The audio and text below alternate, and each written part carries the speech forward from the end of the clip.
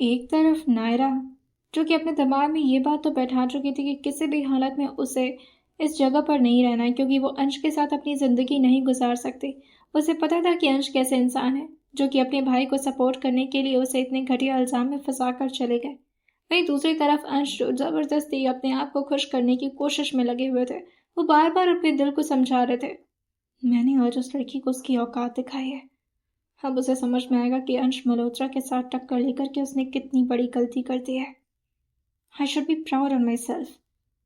कभी भी कोई मेरे सामने झुकने से कतराता नहीं है, लेकिन उस लड़की की अकड़ इतनी ज़्यादा कैसे हो सकती है। फाइनली आज उसे भी मेरे सामने झुकना ही पड़ा। ये बार बार वो बोल करके शायद खुद को कुछ एक्सप्लेन कर रहे थे कि उन्हें इस बात पर खुश होना चाहिए, लेकिन न जाने कि उन्हें खुशी मिल नहीं रही थी। वो अपने आप से परेशान अपने आप से बातें करते हुए अपने कमरे की तरफ ही जा रहे थे कि तभी अचानक ही अर्जुन, जो कि उनके सामने आते हुए कहते हैं, ओह हेलो, क्या हो गया तुझे? नहीं मतलब प्यार तो मुझे हुआ है ना, तो मजनू का औलाद तो मुझे बनना चाहिए। तू क्यों पागल बना फिर रहा है? अंश अपने पूरे औरा में वापस आकर के अपने बाल को बहुत ही स्टाइल से सेट करते हुए कहते हैं, पागल पागल क्यों बनूंगा मैं? किसने कहा कि मैं पागल बन रहा हूँ? दिमाग ठीक है तेरा? ऐसे कैसे बोल सकता है? तभी अर्जुन जो कहते हैं, नहीं मतलब खुद से बात कर रहा है। तो अंश कहते हैं, जो खुद से बात करते हैं वो बाकी लोग के कंपैरिजन में 10% एक्स्ट्रा स्मार्ट होते हैं। अर्जुन जो अपने हाथ को ले जाकर के उनके सामने जोड़ते हुए कहते हैं, अरे मेरे साले साहब, कितना दिमाग लगाते हैं। इतना स्मार्ट बनने की कोई ज़रूरत नहीं है। चुपचाप से नीचे चल, डिनर करते हैं। और डिनर करने के लिए स्मार्टनेस की तो ज़रूरत पड़ती ही नहीं है। तभी अंश जो अर्जुन से कहते हैं, डिनर नहीं, मुझे नहीं कर। कि तभी उनके दिमाग में कुछ आता है और फिर वो पीछे की तरफ मुड़कर उसी कमरे की तरफ देखने लगे थे जहां पर सम्राट जबरदस्ती नायरा को खींच कर लेकर गया था। और वो हल्का सा मुस्कुराते हुए कहते हैं, तुम सब नीचे चलो, मैं आता हूँ। नायरा भी अपनी जगह से खड़ी होकर के बाहर की तरफ ही निकलने जा रही थी, और जैसे ही वो बाहर की तरफ निकलने के लिए दरवाजा खोलती है, बाहर से भी किसी ने झटके से दरवाजा खोला था, जिससे वो थोड़ा उलझा करके पीछे हो जाती है और धड़ाम से उसका पैर जाकर के कारपेट से फंसते हुए नीचे की तरफ गिरा था। उसकी पूरी बॉडी जो कि बैलेंस नहीं हो पाती और वो पूरी की पूरी जाकर के फ्लोर पर गिर चुकी थी।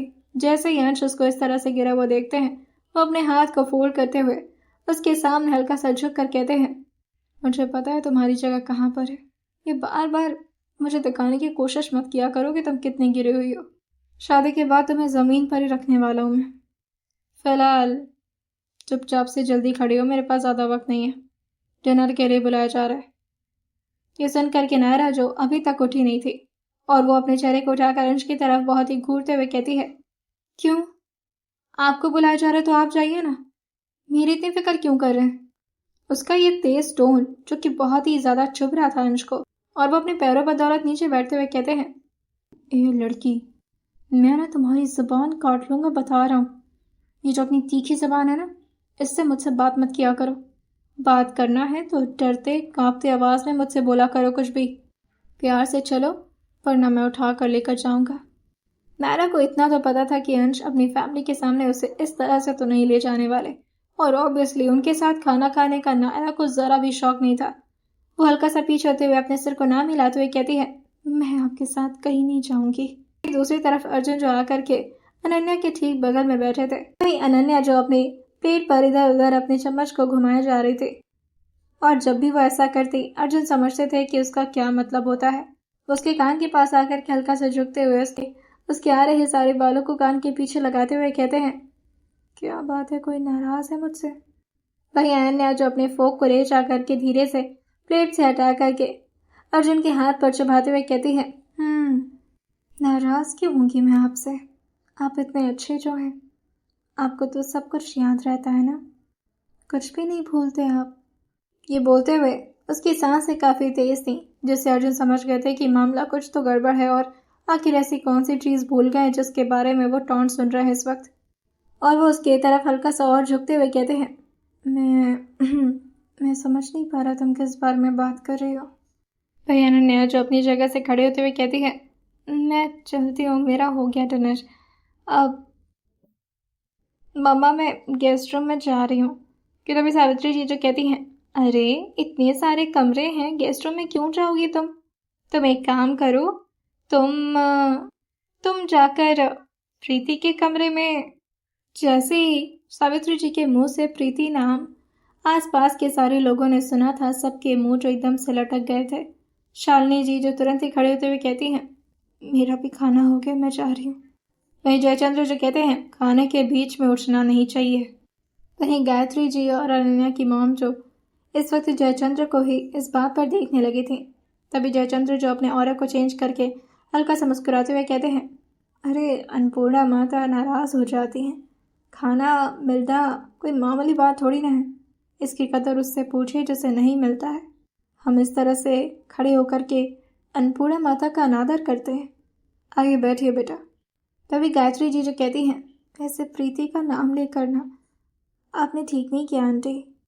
आपको पता है कि वो लड़की सबसे कितना करीब थी, कितनी प्यारी थी। कभी कभी तो मुझे लगता है ना कि प्रीति की एक झलक उस लड़की में नज़र आती है जो कि अभी अभी आपके घर में आई है और अंश की बीवी यानी कि इस घर की बहू बनने वाली है। अनन्या की मॉम जानवी भी इस बात पर अपना सर हाँ मिलाते हुए कहती हैं, बच्ची तो बहुत ही प्यारी थी, पता नहीं कैसे भगवान अच्छे लोगों के साथ इतना गलत करते हैं।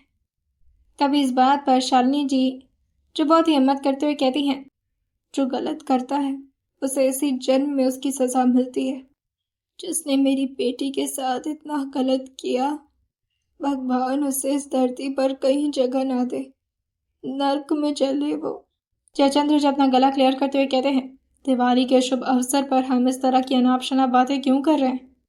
तभी सम्राट भी लड़खड़ाते कदम से नीचे आकर के डाइनिंग चेयर के एक चेयर को पीछे खिसकाते हुए आकर के बैठ गया था और सबके मुंह पर इस तरह से 12 बजा देखकर हैरान होते हुए कहता है, क्या वो अंश ने सच्चाई बता दी क्या आप लोग को?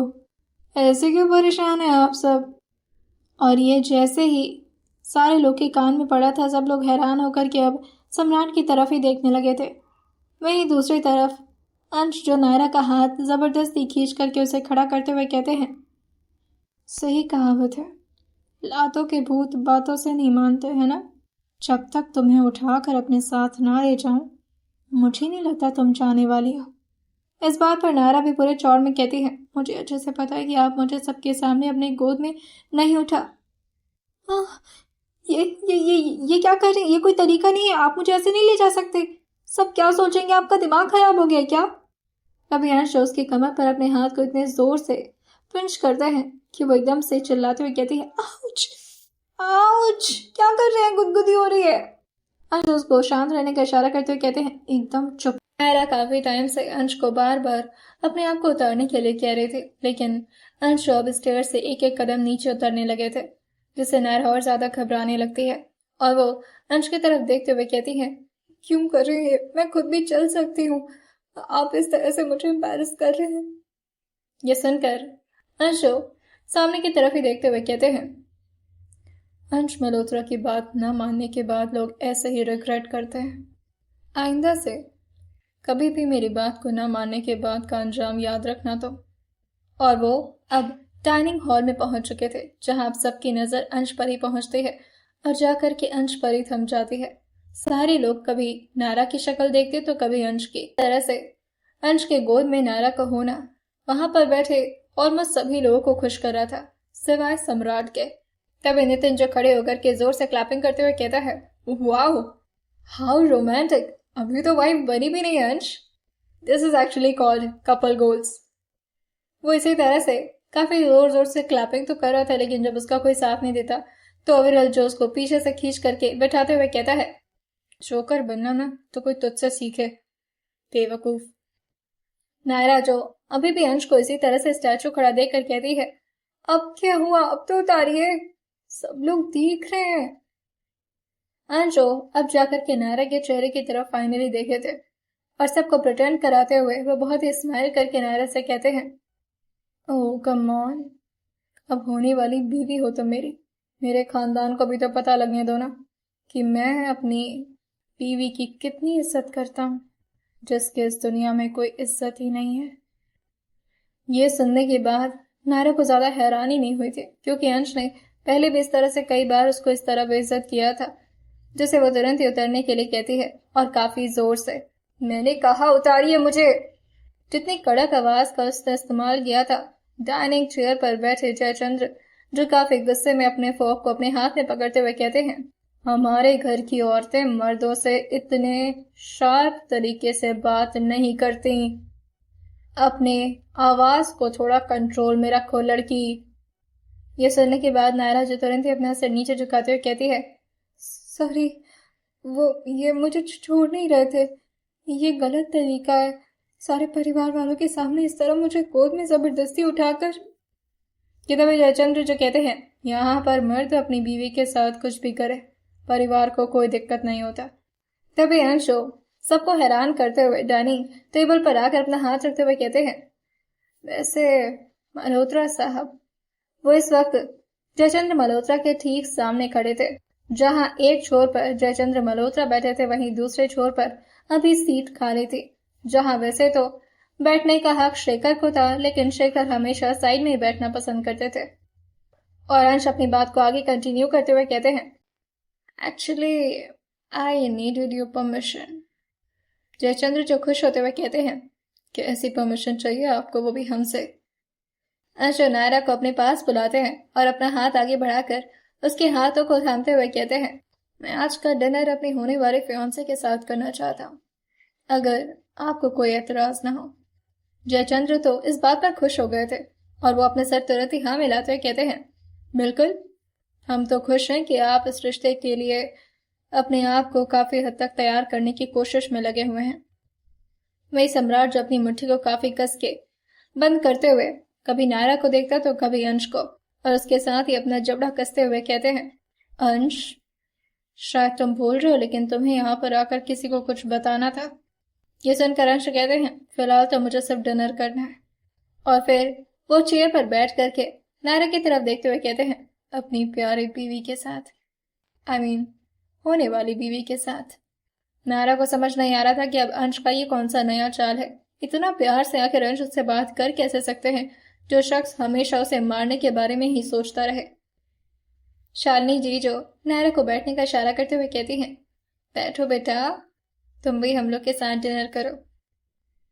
अंश जो हेड चेयर पर बैठे थे और नायरा साइड में लगे फर्स्ट चेयर पर, और उसके ठीक बगल में इस वक्त सम्राट बैठा हुआ था। नायरा अभी पूरी तरह से बैठी तक नहीं थी।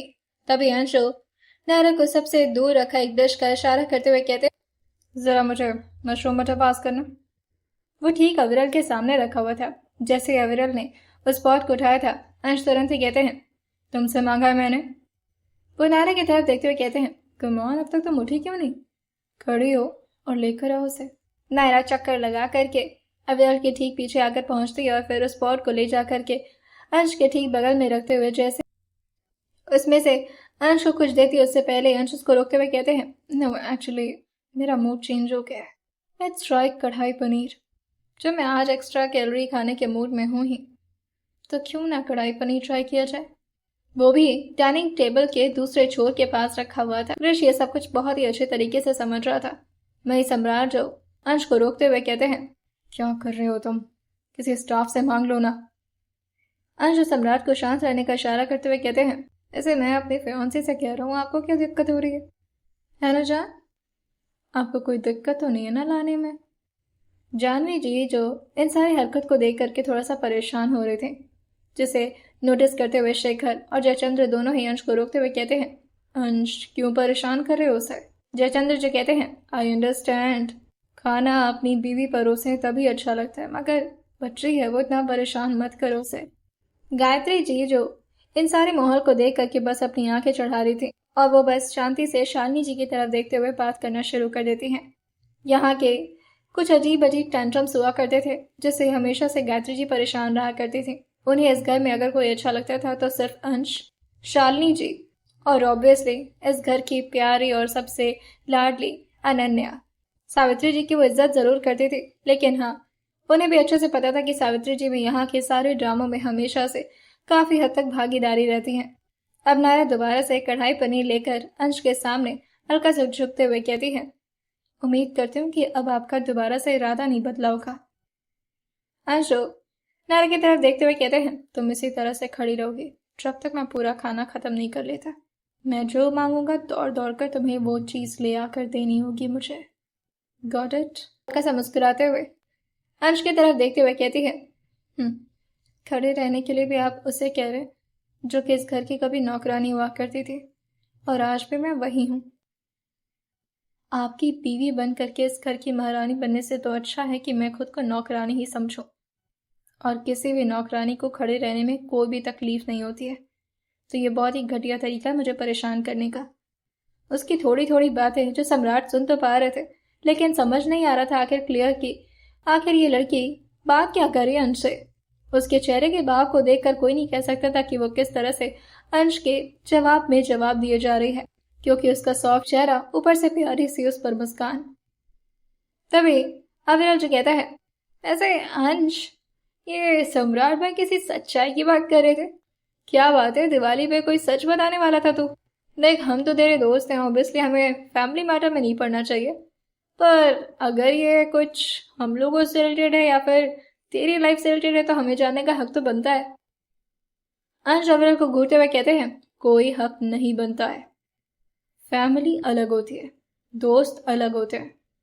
तभी जयचंद्र जो कहते हैं, ये तीनों सिर्फ आपके दोस्त नहीं बल्कि जिगरी दोस्त हैं। बचपन से ही आप सब एक साथ रहते आए हैं, और दोस्तों का तो हक होता है कि वो अपने दोस्त के बारे में जान सके। वैसे हम भी काफी उतावले हैं जानने के लिए कि आखिर बात क्या है। अंश, किस बारे में बात कर रहे थे सम्राट? अंश सम्राट की तरफ देख करके अपनी बाहें चढ़ाते हुए पूछते हैं, किस बारे में बात कर रहे थे आप? सम्राट जो एक बार नायरा की तरफ देखते हैं और अंश से कहते हैं, इसी बारे में कि तुम इस लड़की से शादी नहीं करना चाहते, ये बात तुम सबको बताओगे, और इस लड़की की शादी मुझसे होगी, वरना याद है ना, तुम्हारी बहुत सारी काले सच मैं बता दूंगा आज के दिन, वो भी सबको। वही अंश जो अपने चेहरे को नीचे करके प्लेट में देखते हुए कहते हैं, इनकी अलग ही फैंटेसी चल रही है, इस लड़की से शादी करने के लिए मरे क्यों जा रहे हैं। खैर, और फिर वो सम्राट से कहते हैं, वो एक्चुअली सम्राट की जो मेडिकेशंस है ना, उनके डॉक्टर से मेरी बात हुई थी, तो सम्राट की तभी सम्राट जो तुरंत ही अंश को रोकते हुए कहते हैं, अरे वो मेरी तबीयत पहले से काफ़ी बेहतर है, और डॉक्टर ने कहा है कि अब मैं अपनी ज़िंदगी में आगे बढ़ सकता हूँ, तो मैंने सोचा कि क्यों ना मैं इसे अंश के मुंह से ही सबसे बुलवाऊँ, क्योंकि अंश जितना कौन ख्याल रखता है मेरा इस पूरे घर में, है ना अंश? इस बात का कोई भी लॉजिक नहीं निकला था, ये बात तो सब लोग समझ रहे थे, क्योंकि सम्राट और अंश हमेशा से टक्कर में रहा करते थे। दोनों की एज में ज़्यादा डिफरेंस भी नहीं था, स्पेशली इस वजह से। लेकिन जयचंद्र जो जानवी जी की तरफ देखते हुए कहते हैं, हाँ वो बच्चे हैं ना, तो अब एक भाई की खुशियां दूसरा तो बांटेगा ही। तभी अंश कहते हैं, नहीं नहीं, ये तो खुशी की बात है ही, लेकिन इसके साथ एक और खुशी की बात यह है कि सम्राट शादी करना चाहता है, और लड़की उसने सेलेक्ट कर ली है। सम्राट, उस लड़की के बारे में बताओ तुम। सावित्री जी जो अंश से कहती हैं, बड़ा है वो तुमसे, आप करके बात किया करो तुम। अंश कहते हैं, कम ऑन, जिन भाइयों में इतना प्यार होता है ना, उसे इतनी इज्जत नहीं दी जाती, है ना सम्राट भाई। अब बारी परेशान होने की सम्राट की थी।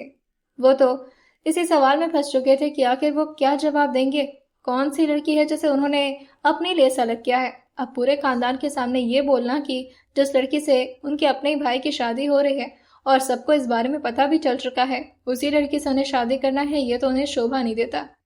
और अभी वो इसी बारे में सोच रहे होते हैं कि तभी जयचंद्र जो उनके और ज्यादा परेशानी बढ़ाते हुए कहते हैं, किस लड़की को सेलेक्ट किया है सम्राट, हमें भी तो बताइए, हो सकेगा तो कल आपके भी। तभी अंश कहते हैं, एग्जैक्टली, सही रहेगा, 3 लोग की मंगनी एक ही साथ। और फिर वो धीरे से कहते हैं, घर थोड़ी ना है, धर्मशाला है, जब मन चाहे जो मन चाहे मुंह उठा करके कुछ भी बकवास कर देता है, और इससे ये कहते हैं इज्जत। नौकरानी के साथ शादी करा रहे मेरी। सम्राट के बुने जाल में सम्राट खुद फंस चुके थे अंश की वजह से। वहीं सम्राट जो काफी गुस्से में अंश को घूरते हैं और तुरंत ही टेबल पर अपना हाथ मारते हुए वहां से निकल जाते हैं। अंश को भी यहाँ पर किसी से भी कोई ज्यादा लेना देना नहीं था, और वो भी फैमिली ड्रामा से दूर रहना पसंद करते थे, जिसकी वजह से वो भी चेयर को पीछे खसकाते हुए खड़े होते हुए नायरा से कहते हैं, तुम कमरे में चलो मेरे साथ। लेकिन नायरा तो चुपचाप वहीं खड़ी रह जाती है। वहीं अंश अभी 2 कदम आगे बढ़े थे, लेकिन नायरा को अपने साथ ना आता देख वो उसके हाथ को काफी जोर से पकड़ते और उसे अपने साथ खींच कर ले जाने लगे थे। शालिनी जी जो अंश को रोकते हुए कहती है, अरे उसने कुछ नहीं खाया बेटा, उसे कुछ खा तो लेने दो। अंश जो पीछे मुड़कर शालिनी जी की तरफ देखते हुए कहते हैं, मॉम मेरे कमरे में भी खाना आ सकता है। तभी जयचंद्र जो कहते हैं, तो क्या अब ये लड़की आपके कमरे में? नहीं, शादी से पहले वो लड़की आपके कमरे में नहीं रह सकती। वही अंश जो कहते हैं, मुझे इसे अपने कमरे में रखने का फिलहाल तो कोई शौक भी नहीं है, लेकिन अब हम लोग की मंगनी होने वाली है, तो क्या हम एक दूसरे के साथ थोड़ा वक्त नहीं बिता सकते?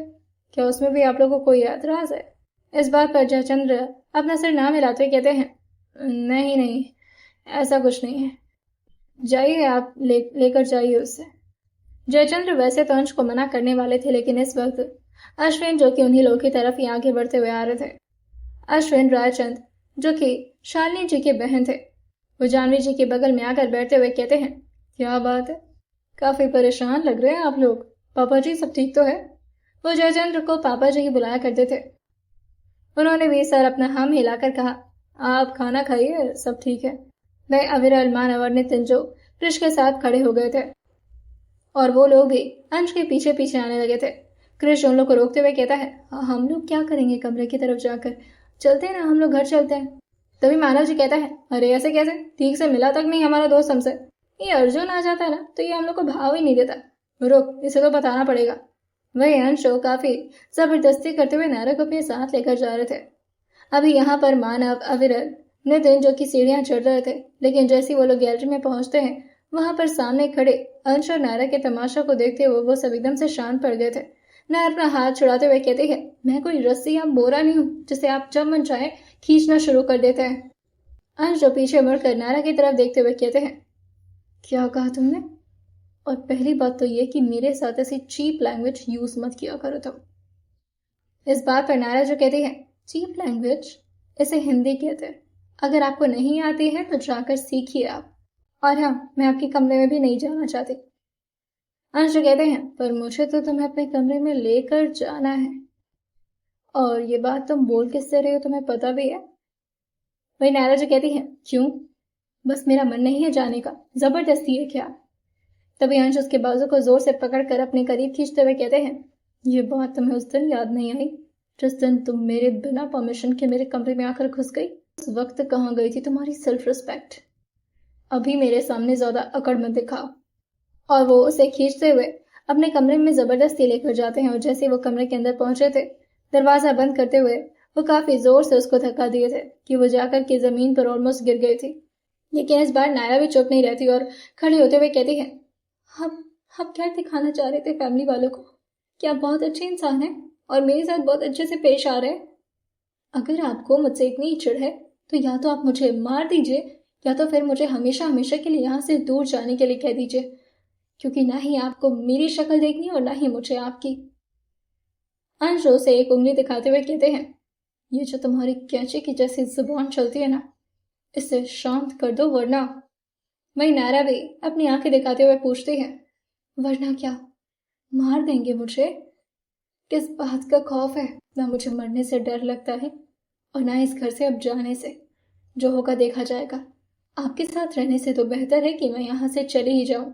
और हाँ, आपको इत्तला कर देना चाहती हूँ कि जहां तक मेरा बस चलेगा मैं इस घर से भाग जाऊंगी। आपसे शादी करने से तो बेहतर यही होगा कि मैं किसी ट्रक के नीचे आकर मर जाऊं। गांव की लड़की, उसका मतलब ये नहीं कि अपनी इज्जत बेच खाई हूं। इस बात पर अंश हंसते हुए जाकर के आराम से अपने काउच पर बैठ गए थे और अपने एक पैर पर दूसरा पैर चढ़ाते हुए कहते हैं, इज्जत, पता भी है इज्जत क्या होती है?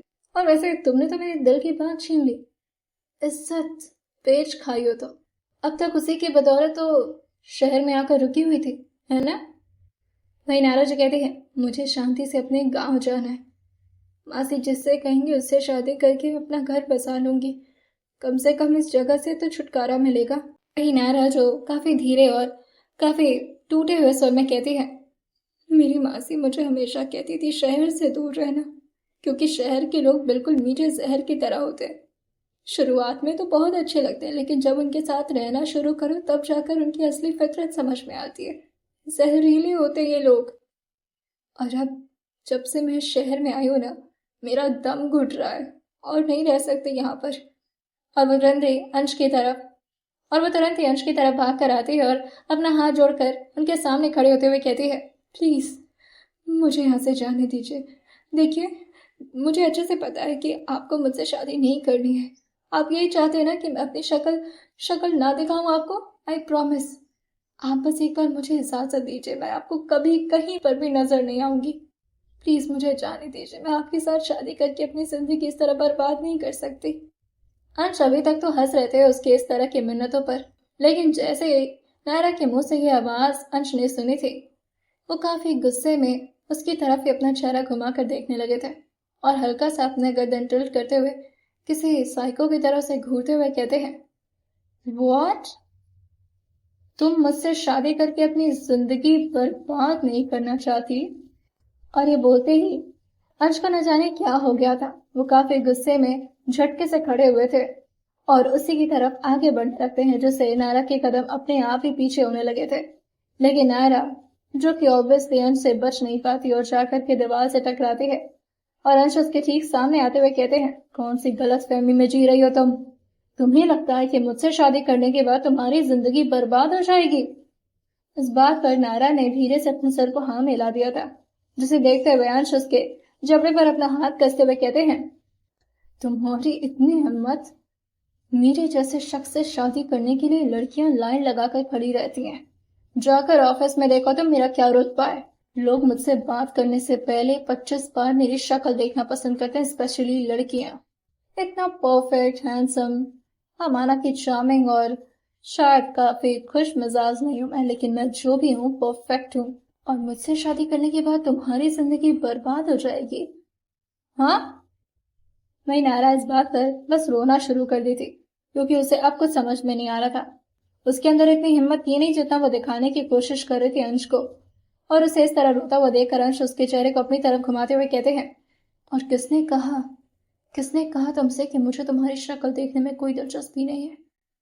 Actually I am now interested in looking at your face.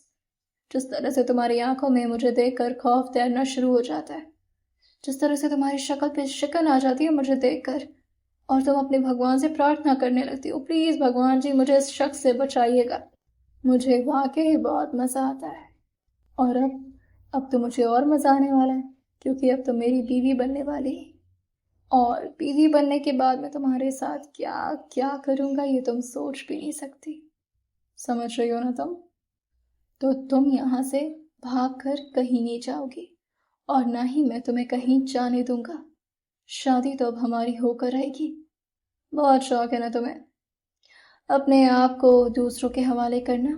बिस्तर पर मेरे साथ सोने में काफी मजा आया होगा उस दिन तुम्हें।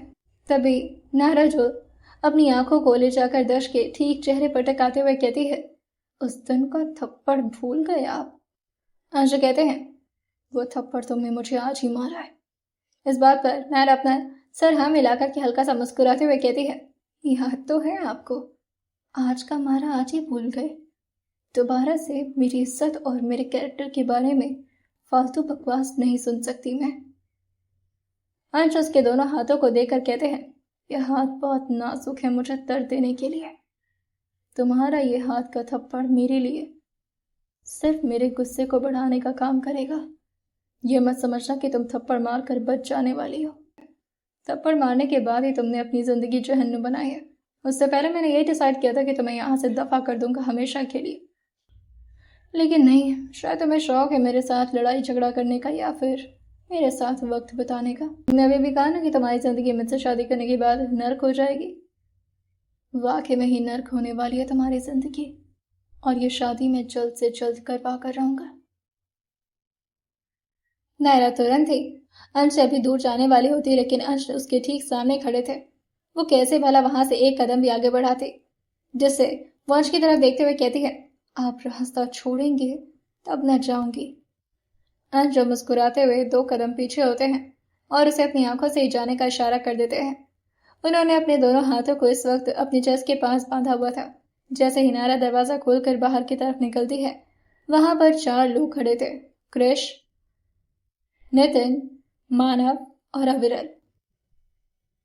जैसे अभी अंश दरवाजा बंद करने के लिए आते हैं और उन चारों को देखते हैं, वो काफी गुस्से में अपने दांत पीसते हुए कहते हैं, तो तुम तीनों यहाँ पर? भाई अविरल जो कहता है, अंधा हो गया है क्या, हम चाह रहे हैं यहाँ पर। अंश जो कहते हैं, क्रिश तो पहले से ही था, पर तुम तीनों यहाँ पर क्या कर रहे हो। इतना कुछ करने के बाद भी तुम लोग को चैन नहीं मिला। तुम्हें पता है ना, आज मैं अगर इतनी बड़ी प्रॉब्लम में फंसा हुआ हूँ तो वजह सिर्फ तुम तीनों हो उसकी। इस बात पर मानव कुछ कहना तो चाहता है, लेकिन अविरल उसको रोकने की कोशिश करता है। लेकिन तभी नितिन जो अपने आप को रोक नहीं पाता और कहता है, भाई मुझे पता है तूने मुझे फायर तो कर दिया है, लेकिन उसके बाद भी वो वंश को गले लगाकर कहता है, मैं तेरे लिए बहुत खुश हूँ। फाइनली तो उस लड़की से जाकर के मूव ऑन तो किया। लेकिन यार इस लड़की का भी नाम नायरा है। मुझे लगता है ना तेरी जो स्टोरी है उसमें नायरा नाम बिल्कुल फिट आ रहा है तेरे साथ। भगवान इस नाम को तुझसे दूर कर ही नहीं पा रहे।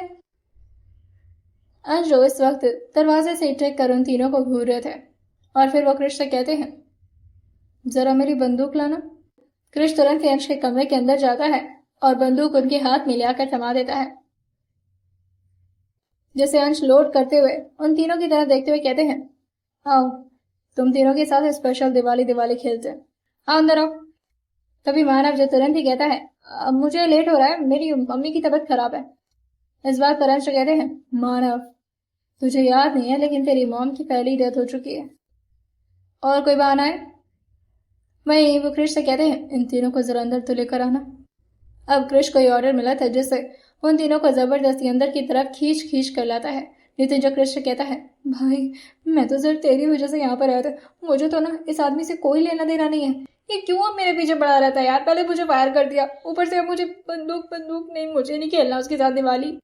तभी कृष उसको खींचते हुए कहता है, अरे चल ना, मारना होता उन्हें तो वो अब तक मार चुके होते। वहीं वो तीनों चुपचाप जाकर के काउच पर बैठे थे और अंश जो कि अपने रॉयल चेयर पर आकर के आराम से बैठे हुए उन तीनों को देखते हुए कहते हैं, क्या किया जाए तुम तीनों के साथ, छोड़ दिया जाए या मार दिया जाए। नहीं अविरल जो कहता है, भाई अभी तो शादी भी नहीं हुई है मेरी, तुझे पता है ना मेरी सारी गर्लफ्रेंड्स को कितना बुरा लगेगा। अविरल थोड़ा लड़कियों बाज वाला लड़का था, उसे शादी में वैसे तो कोई दिलचस्पी नहीं थी, लेकिन हाँ लड़कियां पटाने में वो काफी माहिर था।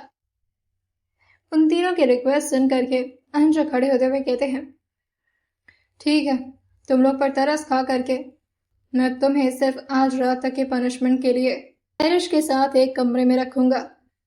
जैसे ही अविरल, मानव और नितिन ये सुने थे, तीनों के तीनों जल्दी से खड़े हो जाते हैं और तीनों ने अपने अपने पैंट के जिप के पास अपने हाथ रख लिए थे, जिसे देखते हुए कृष अपनी हंसी को दबाने की कोशिश करने लगता है। अविरल तुरंत अंश के सामने आते हुए कहता है, ये क्या दुश्मनी खेल रहा है तू। हाँ दिवाली में इसलिए बुलाया था, हैरिश के साथ नहीं रहूंगा मैं, तुझे पता है ना उसकी कितनी गंदी नियत है। वही मानव भी आकर के अंश के बगल में आते हुए कहता है, यार वो ना गे है, मैं उसके सामने नहीं जा सकता, प्लीज भाई। मैं इस बात पर अंश हंसते हुए कहते हैं, कम ऑन मैं मजाक नहीं कर रहा हूँ, तुम तीनों को उसके साथ रहना ही होगा। कृष इन तीनों को हैरिश के कमरे में ले जाकर के बंद करो। गायत्री आंटी से मैं बात कर लूंगा, आज उन्हें हैरिश को संभालने की जरूरत नहीं है।